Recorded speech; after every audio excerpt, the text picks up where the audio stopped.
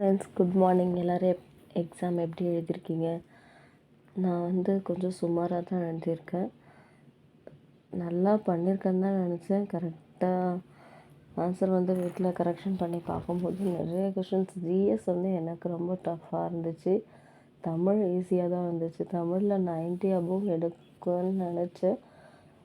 But answer correction பண்ணும்போது 70+ தான் வந்திருந்தது. அதுலேயே ரொம்ப வெக்ஸ் ஆகிட்டேன்.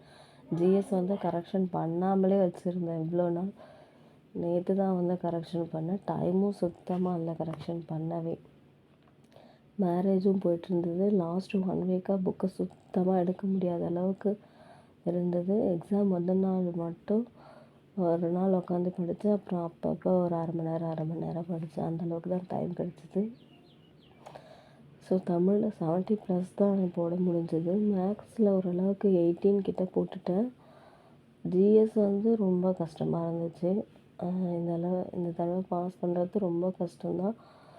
அந்த 130, 35 அந்த ரேஞ்சுக்கு தான் வருது. அது கிராஸ் பண்ணவே முடியல. ரொம்ப கஷ்டப்பட்டு படித்தேன். நைட் ஸ்டடிலாம் நிறையா பண்ணேன். ஏன் இந்த அளவுக்கு ஆச்சுன்னே தெரியல. டிஎன்பிஎஸ்சி படிக்கிறதே ஃபிட் பண்ணிடலாமான்ற அளவுக்கு இருக்குது. ஏன்னா அவ்வளோ ஹார்ட் ஒர்க் போட்டு படித்தேன். பாப்பாவை கூட ஒழுங்காக பார்த்துக்க முடியல. இப்போ இன்னும் நான் அம்மா வீட்டில் தான் இருந்துகிட்ருக்கேன். ஊருக்கும் போகல. குரூப் 2க்கும் இன்னும் படிக்க ஸ்டார்ட் பண்ணல. சார் சில ரீசன்ஸ்னால இன்னும் ஸ்கூல் சேர்க்காமல் இருக்கும்.